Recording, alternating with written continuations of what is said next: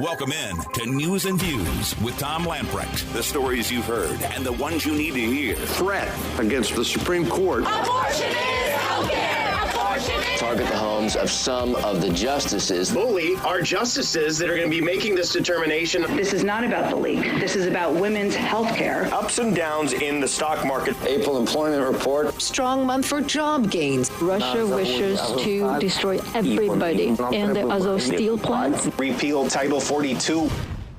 Your life, your values, your voice. This is News and Views with Tom Lamprecht on Talk 96.3 and 103.7.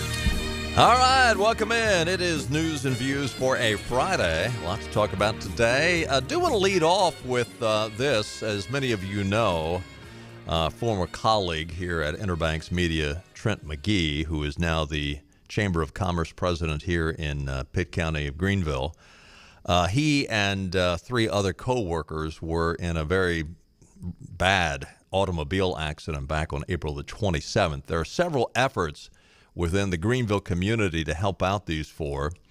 The Community Foundation of North Carolina East and Interbanks Media are working together to raise money to cover their medical bills. Chamber President and CEO Trent McGee was in the vehicle with Director Members Relations Program Kimber Stone, Director of Talent and Events Eileen Peacock, and Director of Marketing and Communications Lauren Phillips. The crash, again, happened back on April the 27th.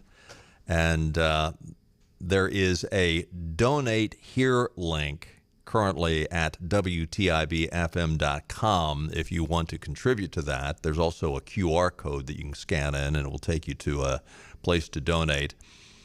Also, there is going to be donations collected at the next concert on the Common, which is May 12th, where the Chicago Rewired, which is a Chicago tribute band, will be playing. And then also there's going to be a golf tournament on May the 20th at the Greenville Country Club, according to the WTIBFM.com website. Teams are $500. Corporate sponsorships are $200. If you'd rather give a check, you can make it out to the Greenville Chamber Team Charitable Fund. I would recommend you go to WTIBFM.com for more information, or interbanksmedia.com, and find out more information if you'd like to contribute to that. Now, granted, we recognize that there's going to be, through insurance, and unfortunately there's probably going to necessarily be a lawsuit involved in this. But in the short term, there's going to be some financial needs before all that is rectified. These folks have families, they're dependent on their income, and they're going to have just horrendous bills related to this. So, again, we would commend to you to get involved in that if you are able. Lots to talk about related to the story that won't go away. It's amazing how one story pops up, and we've talked very little about the situation in Ukraine, although there are a lot of stories out that as the longer this thing drags on, while the country of Ukraine is being devastated, it's literally being demolished, at the end of the day, there are many people out there that are thinking, you know what, the Ukrainians might actually prevail in this war, but it will basically wipe out an entire generation of this country. But what has taken that off the front page here in the United States is this whole situation with the leaking of this Dobbs case opinion from Samuel Alito at the Supreme Court. Chief Justice John Roberts yesterday came out. He was speaking down in Atlanta at a judicial conference for the 11th District, and he said a leak of this stature is absolutely appalling. If the person behind it thinks it will affect our work, that's just foolish. Roberts confirmed that indeed this was a draft opinion of the Dobbs versus Jackson Women's Health Organization. It was genuine. It dates back to February. He also said, though, this doesn't necessarily represent the final vote or the final opinion, that it will change. This was from back in February. And yet, abortion activists have launched full throttle campaigns against conservative Supreme Court justices. It is quite appalling. It's appalling that the integrity of the Supreme Court is so easily violated. It's also appalling that these people on the left who so roundly condemned what happened on January 6th of 2021 when a number of protesters went into the Capitol and they were basically labeled as insurrectionists, terrorists. And yet these same people that said that are now willingly going out and glibly condemning and encouraging protest. Remember what Chuckle the Clown Schumer said, that Neil Gorsuch and Brett Kavanaugh, you will reap the whirlwind. He said that on the steps of the United States Supreme Court. This is a third of our federal government, the third branch of our government. You've got the executive branch, which is the White House, the president and his administration. You've got the legislative branch, which is Congress. And you've got the judicial branch. The judicial branch is a third of our federal government. And these people that just decried the fact that the protesters back on January 6th were just tearing apart the very foundations of our government, suddenly they're crickets when it comes to what is being said about the Supreme Court. Interestingly, the Indian princess came out yesterday and she said, "I'm madder than hell." Right-wing extremists, she said, have hijacked the Supreme Court of the United States. This is what Warren said earlier in the week. We must expand the Supreme Court. Oh, nothing extreme about that. We must expand the Supreme Court to rebalance it and to defend our basic rights, including the constitutional right to abortion. I think Samuel Alito made it very, very clear, articulately clear, that the Constitution, there's nothing in the Constitution that gives a right to abortion. She went on to say, it's long past time, and we can't let the filibuster stand in our way. Nothing extremist about that. We're going to pack the court, and we're going to do away with the filibuster. I'm madder than hell, she said. I'm determined to fight like hell. Yeah, just like you fought for your Indian heritage. A furious Warren rallied pro-choice supporters outside the Supreme Court on Tuesday, giving an impassioned speech decrying what she called an extremist court. I'm angry because an extremist United States Supreme Court thinks that they impose their extremist views on all the women in the country, and they're wrong. Waving her finger in the air, passing a federal law making abortion legal could be difficult in Congress. Democrats have a 50-50 majority with Kamala Harris, the tiebreaker vote. And again, Joe Manchin and Kyrsten Sinema have made it real clear they have no intention on doing away with the filibuster. So a court rightly says nowhere in the U.S. Constitution does it talk about the right to killing humans. And therefore, this decision is going to go back to the states. And again, they're trying to paint the picture that, and they're saying they're doing away with our democracy. What's more democratic than allowing the people to decide this?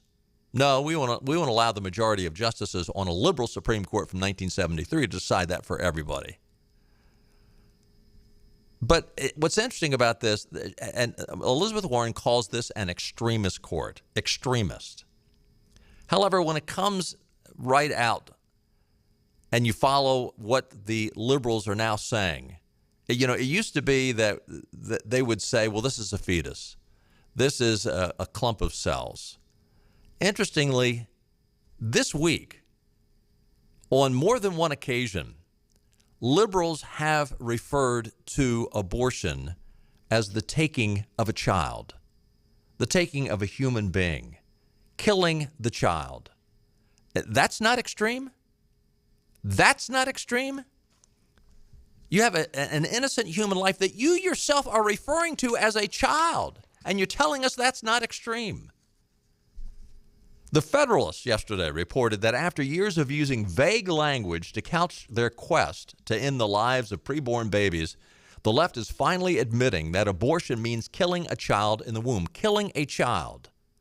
One day after Biden threatened to use his executive authority to fight a potential Supreme Court decision in Dobbs versus Jackson that would spell the end of Roe v. Wade, he admitted that that abortion ends the life of a child. Verbatim, he said that. Ends the life of a child. And again, these people that say it's extreme to have this decision given back to the people, given back to the states that could be decided state by state.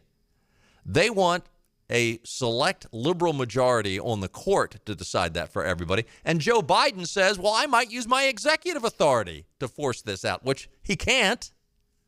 And frankly, the Supreme Court didn't have that right back in 1973. Unlike his allies at Planned Parenthood, Biden seems to understand that abortion doesn't just involve the life of a woman, it also involves the life of a kid. The fact, however, didn't stop him from sullying the court's tentative move to hand decisions about killing babies back to the states as radical. Extremist and radical. Those are the words they're using. And remember, in the same speech, or I guess it was the next day, Joe called the Trump MAGA Make America Great Again crowd extremist. Whoopi Goldberg on The View, what a moron. Here's what she said. These people are just, it is somewhat humorous to watch them foaming at the mouth. She said, my doctor and myself and my child, that's who's involved in making the decision. My child, who, by the way, will only benefit if you decide not to abort the child. My doctor, myself, and my child. Exactly how much say does the child get, Whoopi? Doesn't seem to me to have a whole lot of say in it.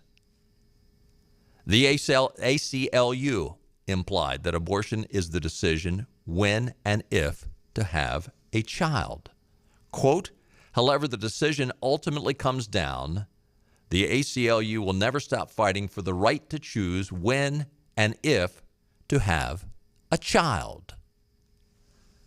So all of a sudden, when does this baby in the womb magically become a child? Interestingly, and by the way, Clarence Thomas lamented the court's double standard on language surrounding the act of murdering unborn children. He said in Jones versus Mississippi last year, it's curious how the court's view of the maturity of minors ebbs and flows depending on the issue. Thomas said the court wants to consider juvenile criminals children, but when it comes to young girls having abortions, the court pretends that they are responsible enough to make life-ending decisions. Unbelievable. But they're extremists. And again, yesterday we mentioned the fact that on Twitter, this guy, Simon Gwynn, posted, interestingly, real-life trolley problems in America now. If you had the chance to kill Clarence Thomas and Samuel Alito, the two oldest right-wing Supreme Court justices, should you do so while Biden can get his nominees to replace them? And Twitter, by the way, did not take that down. He himself took that down. But that's what they're saying there. That's not extremist. Let's kill children and let's kill the Supreme Court justices that made this decision to hand this back to the states. By the way, Mother's Day, don't forget Mom, this Sunday, pro-abortion activists are now targeting Catholic churches on Mother's Day.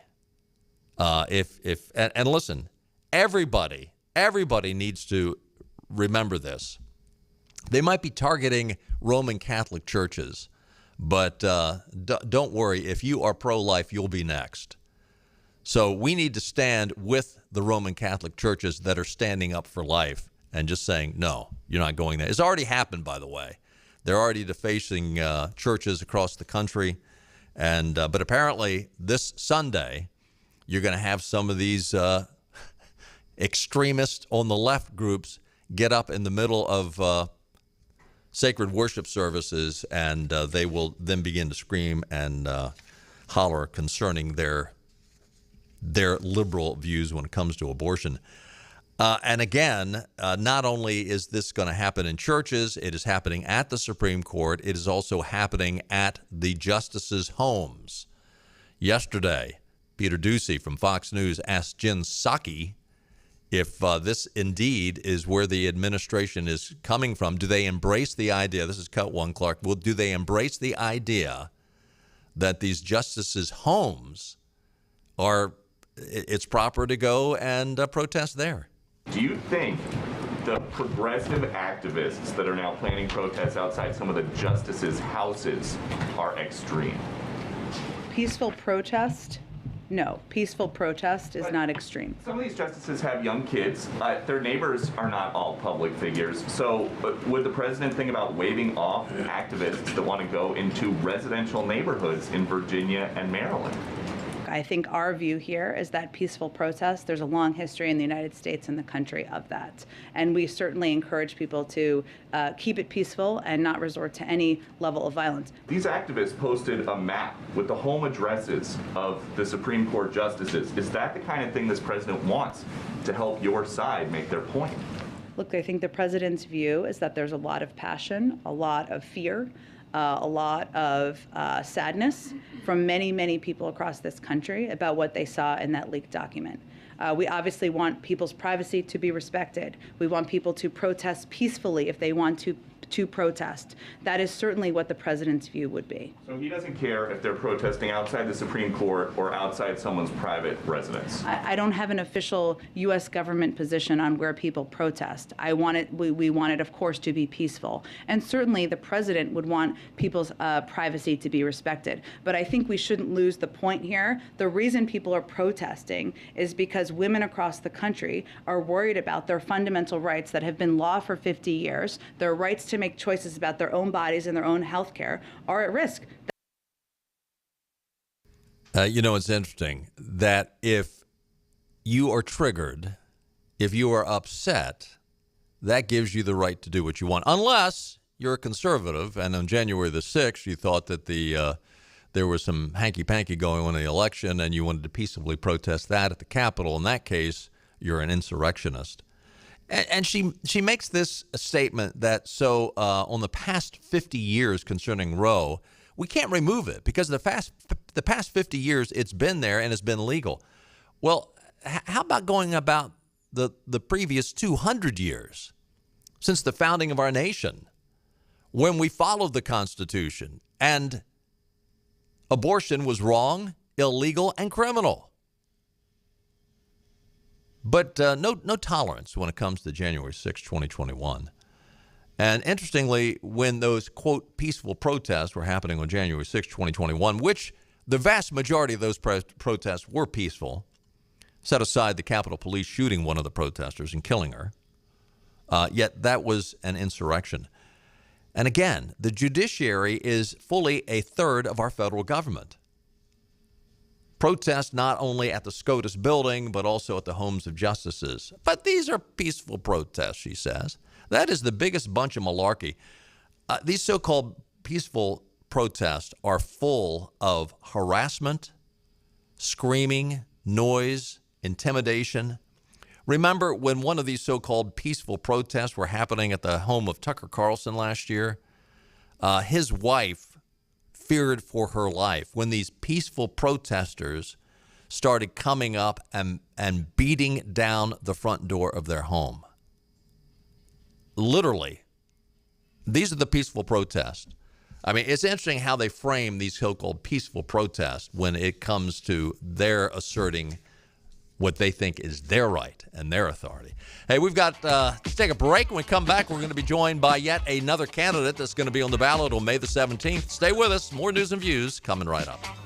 Reserve it, then ride home in it at Greenville Toyota. Camrys, Corollas, Tundra trucks, RAV4s, and more are on the way. Reserve yours before it's gone. Plus, get more for your trade. Reserve and ride today at Greenville Toyota.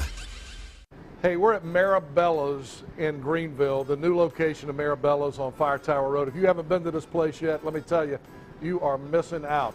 I want to introduce my friends from Maribella's. I've got Sal, Massimo, and Pietro here. These guys are awesome. Not only do they make great food, they do a lot of things for the community, which we're going to be talking about. But Sal, let's start with you. Let's talk about the new location of Maribella's on Fire Tower Road. I'm a regular here. I love it. You guys call it Old World Pizza.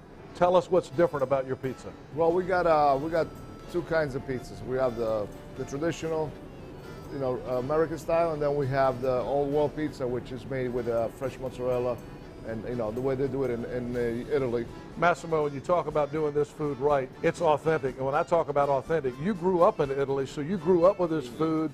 You know how to make it. Yeah, because we grew up in Italy, we know the ingredient, and everything we do from scratch. And the right ingredient it's been hard for us to bring over here. And now finally we can get the right ingredient to make a right pizza. All right, now I'm going to talk to my friend Pietro here at Marabella's. He's got the Nino's shirt on today. We're going to talk about Nino's, which is another great dining experience, upscale dining experience, on another segment upcoming. But Pietro, let's talk about Marabella's. For people who have never been to Marabella's, what's the experience going to be like when they come here? Not only pizzas, but pastas, salads, sandwiches, you got it all. Yes, we do. We have new sandwiches that we put in this new location, and we're going to spread it to the other locations. The guys here at Marabella's have won national pizza competitions, so you know it's good. Thanks to Sal, Massimo, and Pietro. Folks, do yourself a favor. Come to the new Marabella's here on Fire Tower Road in Greenville, or Marabella's on Greenville Boulevard, or Marabella's in Washington on Carolina Avenue. Also, don't forget upscale dining at Nino's on Red Banks Road.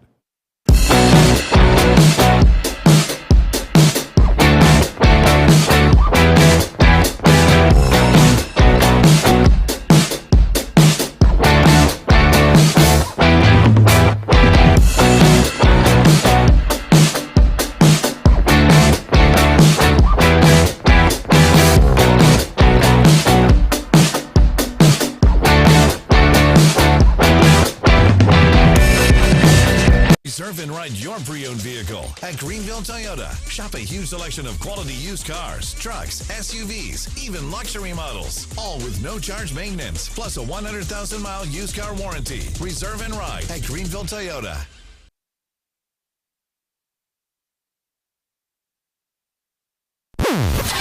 Ride shotgun with your 5 o'clock drive. The drive home should be a delight. This is Tom Lamprecht with more news and views on Talk 96.3 and 103.7. Welcome back in. News and views for a Friday. Taking a quick look at your weather forecast for the weekend. Scattered thunderstorms tonight. A few storms may be severe, low around 65. Chance of rain tonight about 50%. Saturday, partly cloudy skies in the morning hours. Thunderstorms likely in the afternoon. A high in the upper 70s. Showers in the evening, and then Sunday, it cools down. The high on Sunday will be in the mid, well, according to this forecast that my producer gave me, the high on Sunday is only going to be around 55. Now, up on the screen, we've got 69. Either way, it's going to be cool. 55 sounds like it's a little too cool. But it is going to cool down anyway come Mother's Day. So don't forget Mom on Mother's Day. Weather brought to you by our friends at the Ironwood Golf and Country Club. Warmer weather is here. What a better way to get out and enjoy the outdoors with family and friends than being greenside or poolside. Voted best golf course in Greenville 3 years in a row, Ironwood Golf and Country Club is waiving all initiation fees.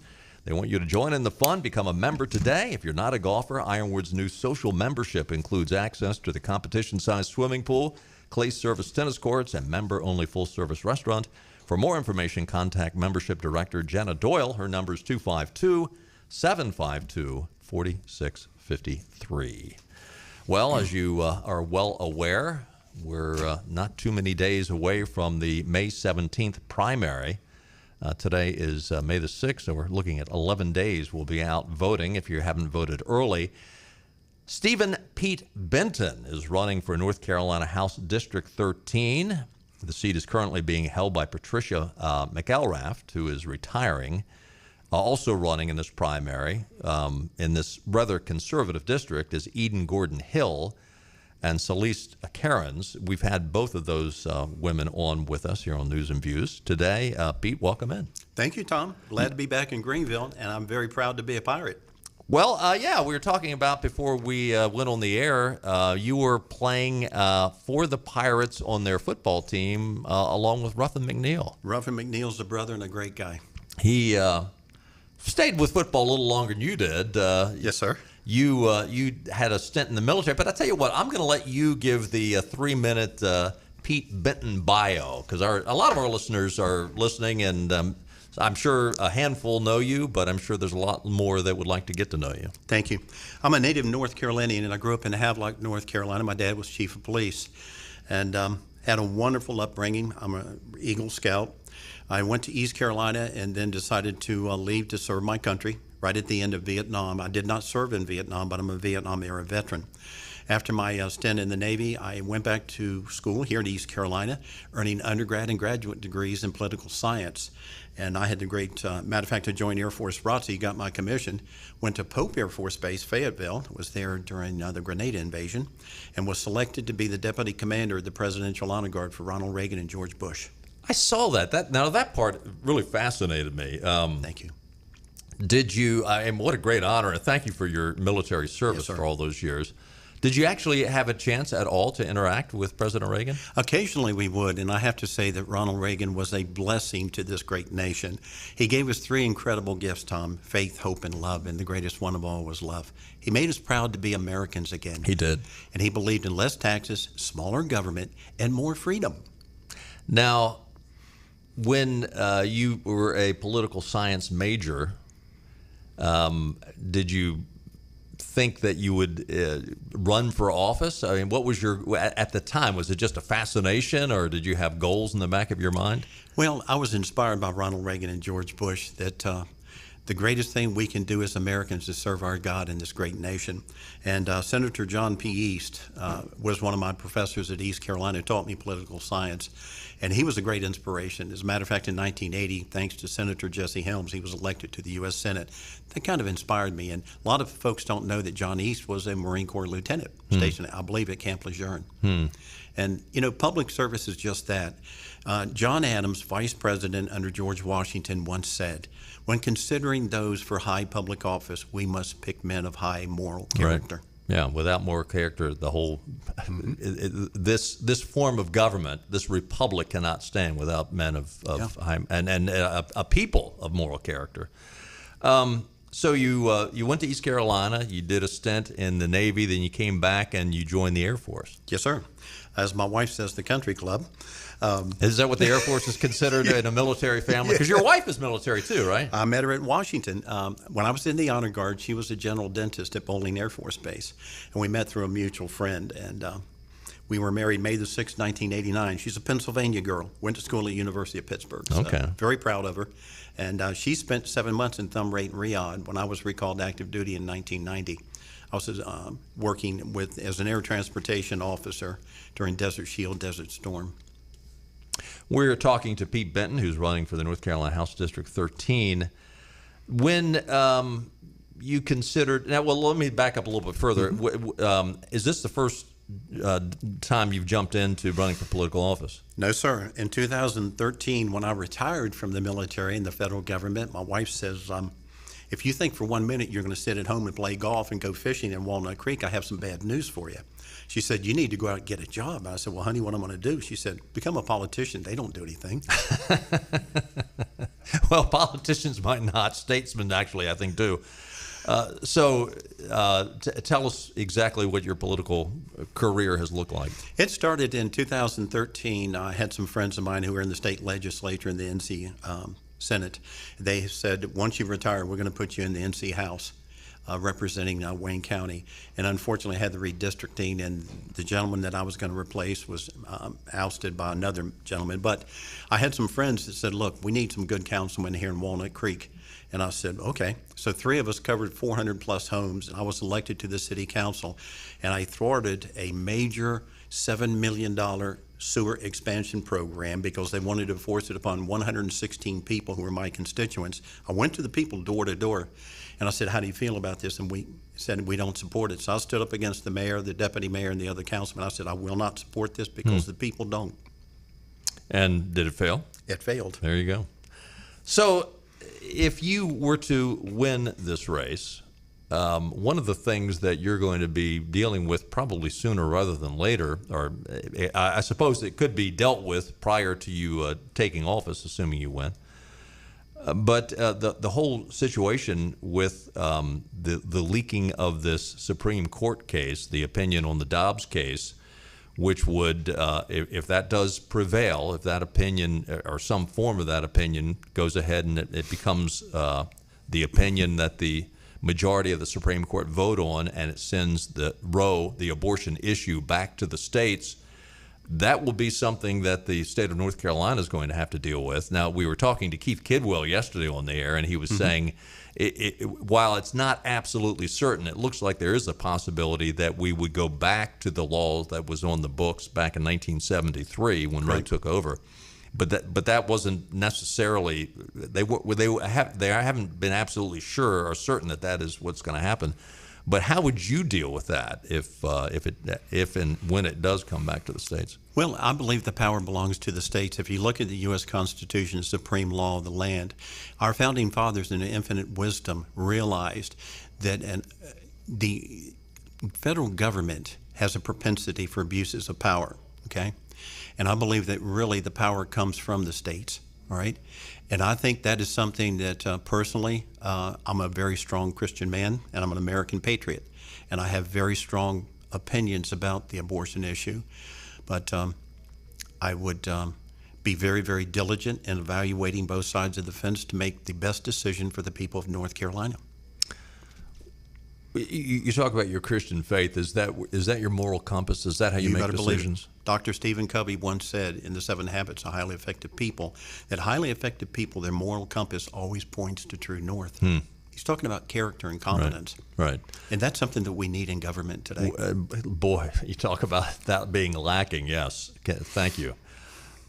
You and the other two candidates have both labeled yourself as pretty strong conservatives, and District 13 is a pretty strong conservative district. Why would Pete Benton be the person that they ought to check the box for, pull the lever for? Thank you for asking the question. First and foremost, I am an Eastern North Carolina young man. I grew up in the Havelock area in Craven County. I understand the issues that are imperative to Eastern North Carolina. In particular, I recall vividly when Congressman Walter B. Jones Sr. and Senator B. Everett Jordan in the 1960s saved the gates. Cherry Point brings in almost $2.2 billion worth of income to Eastern North Carolina. Believe it or not, there's 775,000 veterans in the state of North Carolina. And I'll tell you, the veterans and the jobs are at the top of my list. There's an old saying is that you can tell a lot by a country by how they treat their veterans. Yeah. Okay? Yeah. I served my country for almost 33 years because I believe in God, I believe in this great country, and I believe in the blessings of liberty. Okay? Furthermore, down east, what's important is taking care of the fishermen and tourism. Tourism provides about 3,200 jobs in the local area and brings in $325 million. But if you look at Cherry Point, you look at Fort Macon, you look at Camp Lejeune, the triad there, they provide wonderful jobs and benefits to the people of Eastern North Carolina. And one of the things I'm looking at, their FRC East, I have a lot of intimate knowledge about the military because 12 years ago I was in Germany. I was a senior war planner. I worked for a Navy four-star admiral. I understand the importance of a strong national military, okay? They're bringing in the Joint Strike Fighters, F-35s, and it's the 5th generation. They're bringing in the A models, going to go to the Air Force. The B are going to the Marines, and the C are going to the Navies. That's the next generation. I'm working hard with other people. I served on the Governor's Military Affairs Commission in Raleigh for several years. And what we need to do to stabilize economically and enhance the growth of Eastern North Carolina is to bring those jobs and make it, FRC East the key maintenance repair facility in Eastern North Carolina. You look at the military, you look at the tourist industry down Absolutely. at the beach, obviously, and the fishing industry. Those are very important. But yet, at the same time, how do you draw additional industry, additional jobs to the eastern part of the state, which compared to other parts of the states seems like we're lacking? Absolutely. Well, first and foremost, we have. I believe I've done some preliminary evaluation looking at our port. There's only 2 ports in North Carolina. There's Wilmington and Morehead City. Right. I'm looking at some ways to more effectively utilize the resources of our port there in Morehead City. And what I also think, if a lot of people don't realize, do you know how many engineers there are at Cherry Point? 800. 800 engineers. Okay. again, if we can continue to expand FRCEs to make it the hub of the military for all of these Joint Strike Fighters, that'll bring a lot of jobs and a lot of income to North Carolina. Second only to agriculture, the U.S. military presence is a multi-billion-dollar industry here in North Carolina. And I like to say we're first in defense.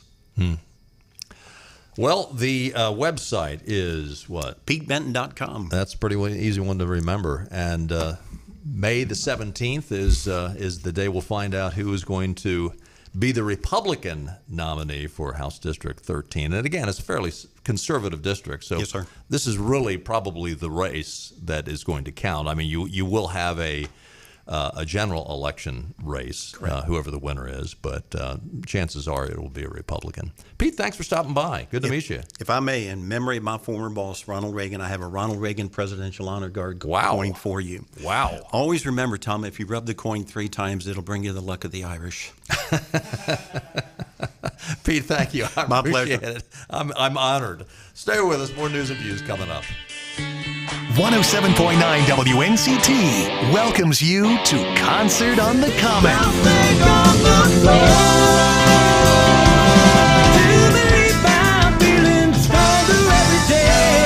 Coming up May 12th, it's Chicago Rewired, the ultimate Chicago tribute band. Don't miss Concert on the Common. Uptown Greenville on Thursday, May 12th.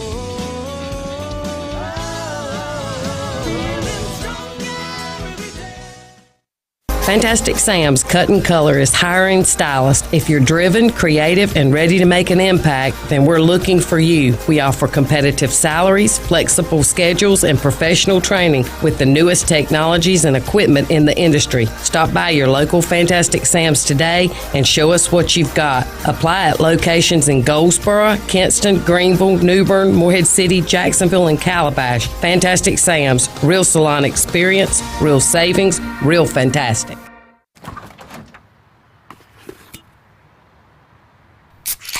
Well, folks, it's only 8 a.m. and it's going to be another hot one. Today's high is 85 degrees with lows ranging in the upper 50s. Tomorrow's more of the same, plus some light wind coming in from the northeast. Coming up at 8:30, Paul's got an exclusive Babe, it's 8 a.m.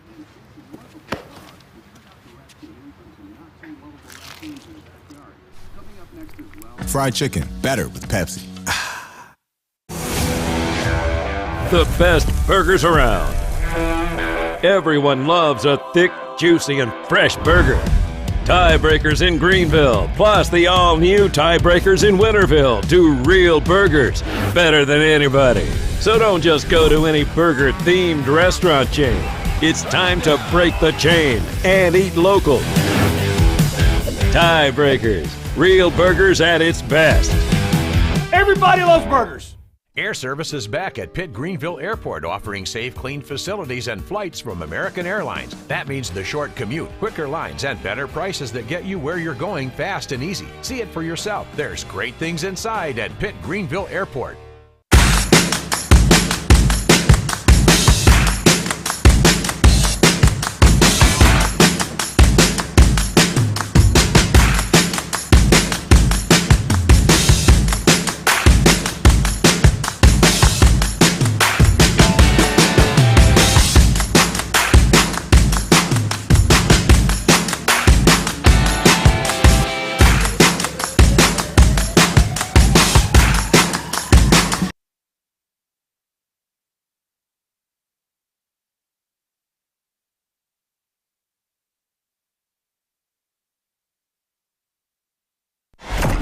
A collection of question marks. A lot of questions. Why? How? No logic, no reason, no explanation. Just a prolonged nightmare. Worst nightmare of their lives. This long nationwide nightmare. We'll start collecting clues as to the whys, the whats, and the wheres. Neighborhood by neighborhood. Literally knocking on doors. This is your worst nightmare. The nightmare. It would be a nightmare. Worst nightmare. We will not end the nightmare. We'll only explain it. Explain to us. Because this is News and Views with Tom and Benny on Talk 96.3 and 103.7. Welcome back in News and Views for a Friday.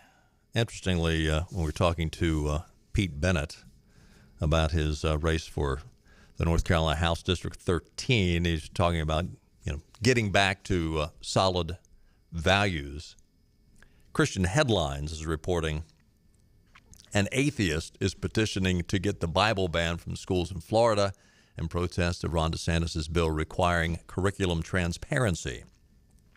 Chaz Stevens, an activist ordained minister, that seems like an oxymoron, and founder of the Mount Jab Church of Mars.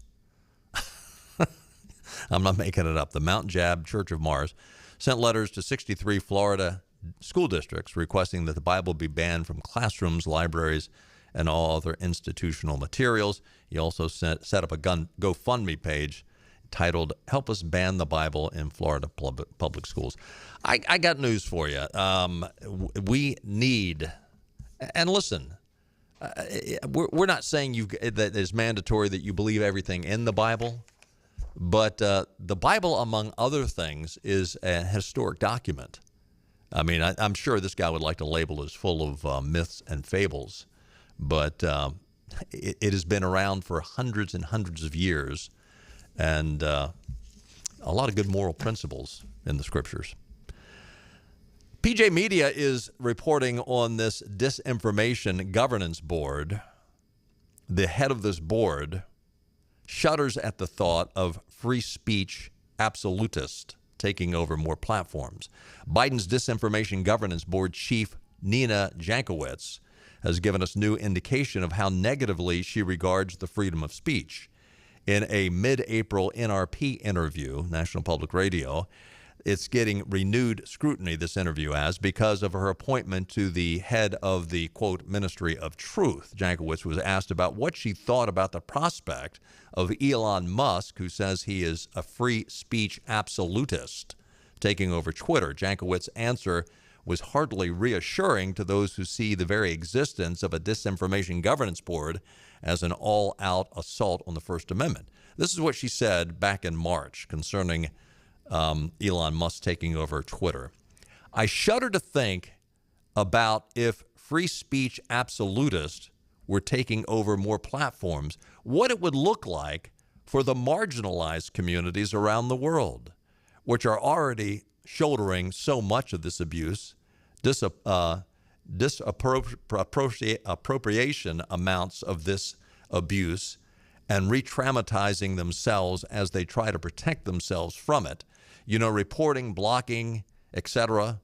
We need the platforms to do more, and we frankly need law enforcement and our legislators to become more, doing more as well. And in other countries that are looking at this, you know, the United Kingdom has an online safety bill that's being considered right now, where they're trying to make illegal this currently, quote, awful but lawful content that exists online where people are being harassed. I mean, this ought to set off alarm bells. I mean, she is all for the legislature, Congress, to set laws limiting free speech, which is rather interesting. The First Amendment says that Congress shall make no law abridging the freedom of speech. It does not say that someone's freedom of speech can be abridged in cases where some government board has decided that the target is saying that the target is saying constitutes disinformation. This is really interesting. Stop and think about this, because Jankowicz is being promoted by the executive branch. The First Amendment says Congress shall make no law abridging the freedom of speech. Now, I'm sure they would interpret that, well, I'm not Congress, so therefore I guess I can create law. No, you can't. I mean, is it quite the antithesis? The benefit of the doubt is given to the freedom of speech, not to the individual being targeted or the government deciding who is got the right to speak and who does not have the right to speak. The benefit of the doubt is given to the individual and that individual's freedom of speech, not the government. And again, Congress shall make no law abridging the freedom of speech. No mention of the executive branch. Why? Because they have no right to create law. That's not how our government works. And yet, for all intents and purposes, once again, just like Obama said, I've got a pen and a phone and I can bypass Congress, that's exactly what the Biden administration is attempting to do with this. I don't know why they're even debating whether or not this is a good idea or a bad idea. The executive branch has no right to create this. By the way, Interestingly, Newsmax is reporting Joe Biden's new press secretary, Jen Psaki, is retiring. She's going to have a stint, I think, over at MSNBC. So the new replacement for Jen Psaki is Karen Jean-Pierre, and former official and activist at MoveOn.org, a George Soros group. She is going to replace Jen Psaki. She has come out and made some really anti-Semitic remarks. And she has encouraged Democratic presidential candidates of the past to boycott the American-Israeli Public Affairs Committee. She also wrote that the Trump administration had sabotaged the nuclear Iran deal created by Obama. She said that the American-Israeli Public Affairs Committee is racist, severely racist, Islamophobic. The organization has become known for trafficking in anti-Muslim, anti-Arab rhetoric while lifting up Islamophobic voices and attitudes. So just interesting that this person that puts out this kind of drivel is now going to be the Biden press secretary. So would she be monitored by this disinformation governance board? Interestingly, the Biden administration wants to start a ministry of truth, and yet the first person they might need to investigate is this new press secretary. Stay with us. More news and views coming up. We're on location today at Fabric and Home Furnishings, Arlington Village on Arlington Boulevard here in Greenville. One of my favorite places in town, one of my favorite people in town. My buddy Lisa Pendry is here. And Lisa, when I walked in this morning, the place always looks great, but there's something new here. You got a brand new room. Tell us what's going on. We do, Henry. We are opening a Norwalk gallery, and we are so excited because this company is so custom. Been in business since 1902, built in Norwalk, Ohio. Tons of wood colors to choose from, over 900 fabric choices, and I've got a design team that can make it fabulous and help you find unique styles. So when you say custom, a custom furniture line, what does that mean exactly? You can literally choose the cushion, the fabric. You can even choose the thread color with this company. So wood choices, amazing fabrics, put 3 fabrics on 1 sofa, as much fun as you want to have. And that's what people want these days. They want it to be exactly the way they want it, so you can get that with Norwalk. You can. All right, what else is new? You've always got some other interesting things going on here. Well, we have some new fabrics that have arrived, but I've also, in this new showroom, I've added a friend of mine that's opened a company in Hickory, North Carolina called Hickory Luxe. Done business with him for a long time, but we're adding to that because he can deliver in 6 to 8 weeks instead of 8 months like some of these companies are, doing right now. And as we always say, Fabric and Home Furnishings is a furniture store and so much more. And the so much more is you guys offer design services. I know you're a designer yourself. You have a design team here, so you can offer that full service for people. I do. I've got the best design team ever. We do commercial design and residential. And there's a lot of decisions that go into what you want your home to be. So we send somebody right out to the house for a flat one-time fee, not an hourly fee. And we analyze it, make a friend, and make it easy and painless and fabulous for people.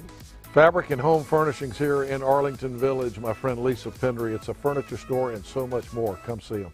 Acre Station Meat Farm, along with Lane Angus Beef, bring you farm to fork beef.